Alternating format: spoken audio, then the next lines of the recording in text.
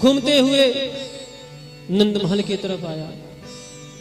भगवान रो रहे थे तो मैया दूध पिला करके बढ़िया से और उनको सुला दी। भगवान बार बार जग जा रहे थे तो मैया ने कहा कहीं एकांत में सुलाएं।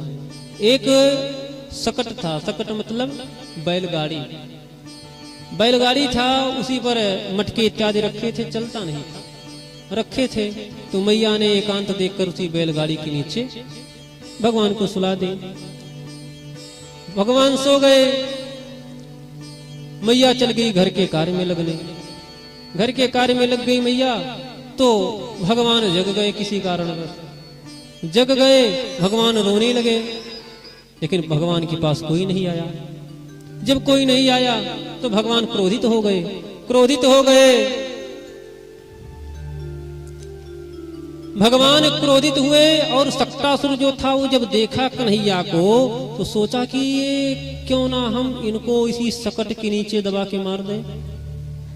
सक्टासुर ऊपर से कूदने का प्रयास किया, कूदा और नीचे से भगवान ने अपने चरण से, नन्हे नन्हे चरण से महाराज अपने पैर से मारे। जब पैर से मारे तो उसी बैलगाड़ी में सक्टासुर भी आकाश में चला गया और गया महाराज खूब ऊंचाई पर गया और ऊपर से गिरा एक पत्थर पर तो सीताराम हो गया। धड़ाम से आवाज आई, मैया दौड़ करके बाहर आई। जब दौड़ करके बाहर आई तो देखी भगवान रो रहे हैं, सकट अलग पड़ा हुआ है, एक राक्षस मरा हुआ पड़ा है, सब मटके टूटे हैं। मैया ने बालकों से पूछा तो बालकों ने कहा मैया ये जो तेरा बालक है ना, ये बालक रुदुता तेन पादे क्षिप्त में तंज संशयः, इस बालक ने रोते हुए अपने पैर से मारा है और ये जो बैलगाड़ी है उछल गई, इसमें कोई संशय नहीं है। मैया ने कहा ये बालक है, ऐसे बोल दिए, छोटा सा बालक 3 महीने का, क्या ये पैर से मारेगा। समय बीता महाराज। जब सक्टासुर मारा गया तो कोई समाचार नहीं पहुंचा तो कंस ने फिर एक राक्षस को भेजा, एक राक्षस को और भेजा कि जाओ पता करो। एक दिन की बात है, ये केदारोहमारूढ़ं लालयन्ति सुतं सते गरिमाणं शिशवोरूढ़ं न सहे गिरिकूटवत्। बोले महाराज एक दिन की बात है, मैया कन्हैया को दूध पिला रहे थे। एकदा रोहमारूढ़ं गोद में लेकर के और दूध पिला रही थी। मैया दूध पिला रही थी। लालयंती सुतम सती, क्या बोले मैया सतीवत है, सती की उपमा दिए, पतिव्रता है। मैया दूध पिला रही थी और भगवान को दुलार रही थी। मैया काफी समय से दूध पिला रही थी, भगवान पी रहे थे। तो मैया मगन है दूध पिलाने में। भगवान देखे कि आकाश में मामा जी ने तो हेलीकॉप्टर भेजा है, मामा जी ने हेलीकॉप्टर भेज दिया है, तृणाव्रत आया है। तो अब ये बेचारा आया है मथुरा से तो इसका स्वागत सत्कार नहीं होगा तो फिर दिक्कत है। लेकिन जब तक मैया है तब तक मैं इसका स्वागत सत्कार कर नहीं सकता। तो भगवान ने क्या किया, भगवान ने अपना भार बढ़ाया। भगवान ने अपना भार बढ़ाया। कितना भार बढ़ाया, सुखदेव भगवान कहते हैं कि हे राजन गरिमाणं शिशवोरूढ़ं नासे हे गिरिकूटवत्, जैसे पर्वत हो, पर्वत के समान भगवान हो गए, इतना भार बढ़ा लिए। मैया ने कहा रे ये हमारे गोद में बच्चा है कि कोई पहाड़ है, पत्थर कोई है, मेरा तो पैर टूटा जा रहा है। तब तक घर में कुछ काम याद आ गया। तो मैया ने भूमो निधायतम गोपी विस्मिता भार पीड़िता, गोपी जो थी मैया यशोदा भार पीड़िता विस्मिता, किम बोले क्यों आश्चर्य में पड़ गई, विस्मिता बोले कि इससे ये लगा कि मेरे गोद में बच्चा है या पर्वत। इस संदेह में मैया ने भूमो निधाय पृथ्वी पर भगवान को सुला दी और चल गई घर में कुछ कार्य करने। तभी देखे दैत्यो नाम तृणाव्रतः कंसं भृत्य प्रचोदितः प्रणोदितः, कंस के द्वारा भेजा गया चक्रवात के रूप में तृणावर्त आया। भगवान को देखा, पता चला कि अच्छा यही है, तो तृणावर्त ने भगवान को अपने पीठ पर बिठा लिया तो महाराज घुमाने लगा पूरे ब्रज में। पहले ब्रज में घुमाया, भगवान ने कहा अच्छा चलो इसी बहाने ब्रज का हम नक्शा देख लें। भगवान सब अपना सिस्टम बनाने लगे, हमको किधर से मक्खन चुराना है, किधर से निकलना है, किसके घर जाना है, किसकी गैया खोलना है, किसकी मटकी फोड़नी है, सब भगवान अपना बना रहे थे सिस्टम। तब तक तृणावर्त भगवान को लेकर के मथुरा के ओर चले। भगवान ने कहा मेरे प्रोजेक्ट में तो ये है ही नहीं। भगवान ने अपना भार बढ़ाया, तृणावर्त भी संदेह में पड़ गया। जब भगवान भार बढ़ाए तो तृणावर्त को लगा कि मेरे पीठ पर कोई पर्वत तो नहीं है, मैं बालक समझकर किसी पत्थर को नहीं उठा लिया। भगवान ने कहा अरे मूर्ख, लोग पत्थर में भी मुझे देख लेते हैं और एक ये है जो मुझ में पत्थर देखता है, रुक मैं तुझे पत्थर पर ही पटकूंगा। भगवान ने इतना भार बढ़ाया कि तृणावर्त संभाल नहीं पाया और आकाश से एक पत्थर पर, विशाल पत्थर पर गिरा और राम नाम सत्य हो गया। आवाज आई महाराज, मैया दौड़ करके, ब्रजवासी दौड़े, सब लोग दौड़े। देखे तो भगवान बगल पड़े थे, रो रहे थे। मैया ने भगवान को उठाया और अंदर ले गई, ब्राह्मण को बुलवाई, मंगल पाठ हुआ।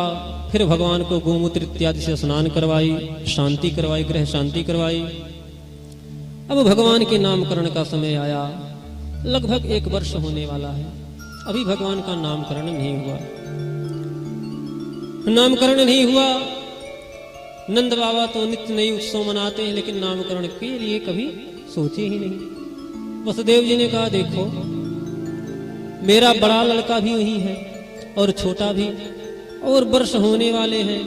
शास्त्रीय परंपरा से नामकरण तो 11वें दिन हो जाना चाहिए।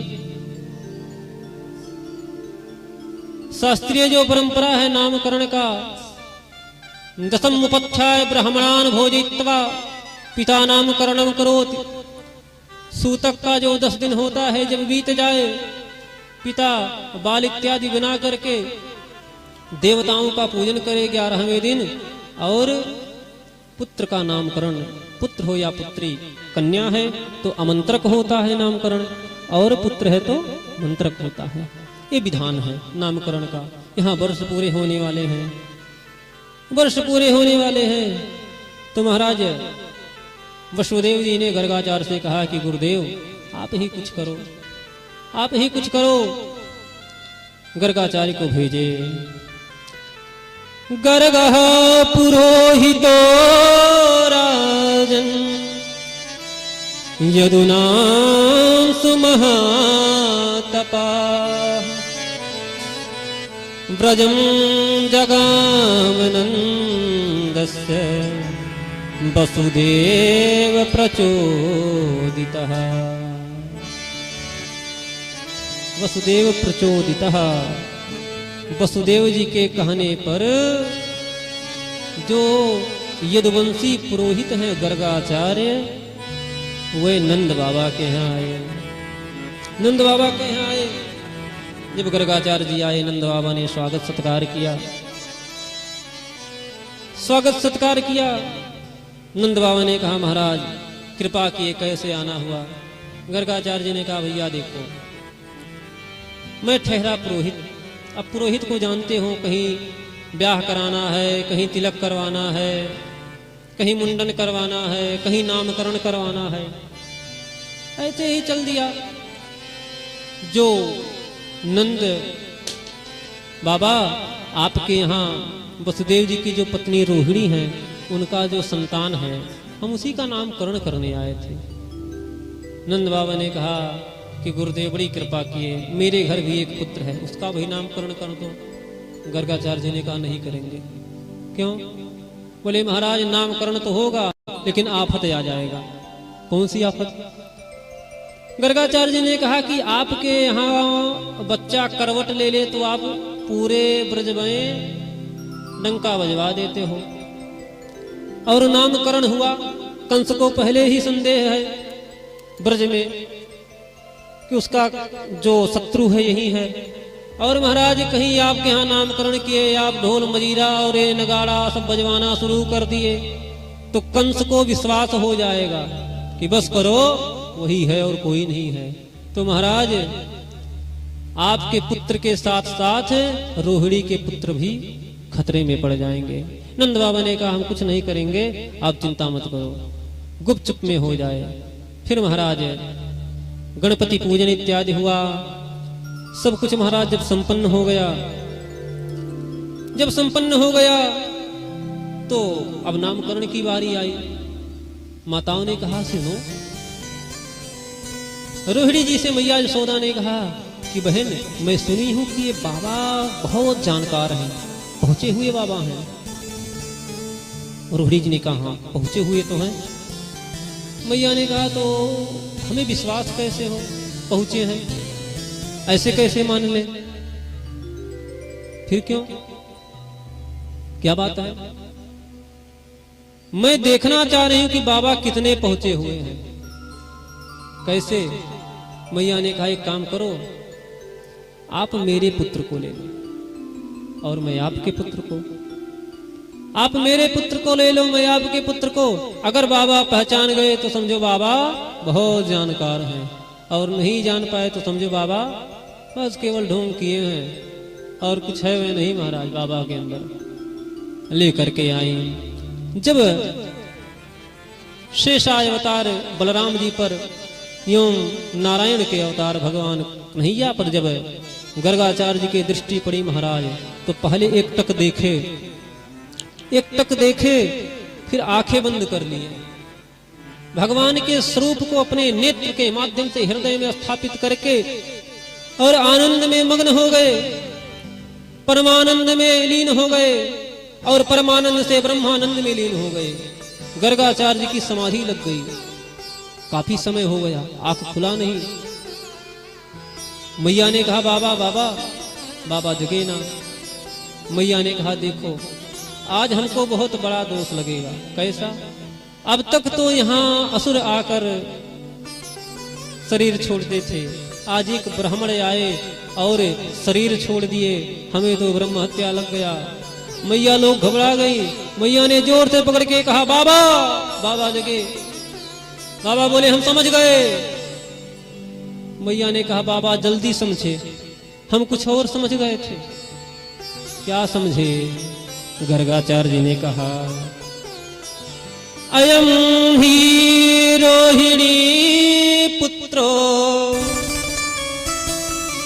रमयन् सुहृदो गुणैः आख्यास्ते राम इत बलाधिक्यादि बलम विदुः। हे मैया, ये जो आपके गोद में है ना, ये रोहिणी का लड़का है, ये रोहिणी का लड़का है। और देखो ये सुहृदों के हृदय में रमण करने वाला है, ये रमण करने वाला है, इसलिए इसका एक नाम राम होगा। और ये बहुत बलशाली होगा, इसलिए इसका दूसरा नाम बल होगा। और मैया ये यदुओं को, जो यदुवंशी हैं, जो यादव हैं, जो बिखर जाएंगे, सबको एक करेगा, इसलिए इसका एक नाम संकर्षण होगा। और बाबा ने कहा कहो तो अंदर की बात बतावें। क्या? रोहिणी से बोले कि आपके गर्भ में जैसे आया है कहो तो बताएं। रोहिणी जी ने कहा बाबा बस हो गया, हम समझ गए। 3 नाम पड़े, राम, बल, संकर्षण। अब महाराज राम 3 हुए, सबका नाम रामे था। तो लोगों ने कहा हम जाने कैसे, जाने कैसे? तो जो परसा लेकर चल रहे थे उनका नाम रख दिया परशुराम। एक बहुत सीधे साधे थे तो उनका नाम बोले राम रहने दो। जब राम जी का नाम राम पड़ गया, अब ये बचे बोले फिर गड़बड़ हो गया, पहले का नाम राम है अब इनका भी नाम राम रहेगा तो क्या करेंगे। बोले एक काम करो, दो नाम को एक कर दो। तो बल और राम को जोड़ दिया गया, इसलिए बोलते हैं बलराम।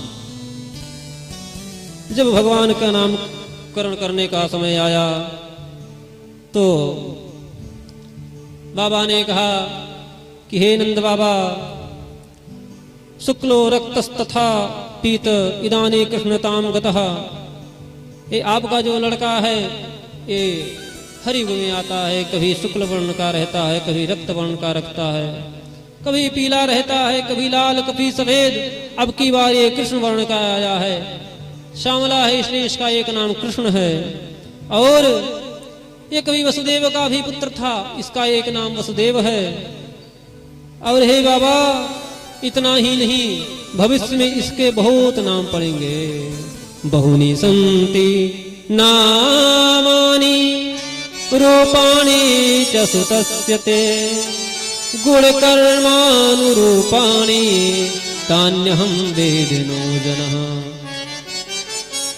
बोले हे बाबा, बहुनी संति नामानि रूपाणि च सुतस्य ते, आपके लड़के के बहुत नाम पड़ेंगे, इसके गुण कर्म अनुसार नाम पढ़ते जाएंगे। और इसके गुण का मैं वर्णन क्या करूं, ये नारायण के समान गुणवान होगा। ये सब वर्णन किए और महाराज नंद बाबा ने दान दक्षिणा दिया। दान दक्षिणा दिया, भगवान का नामकरण हुआ। गर्गाचार्य जी अपने गोकुल को मथुरा को चले गए। भगवान थोड़े और बड़े हुए। जब भगवान बड़े हुए, श्री सुखदेव जी कहते हैं कि हे राजन, भगवान थोड़े और बड़े हुए तो भगवान नंद बाबा के आंगन में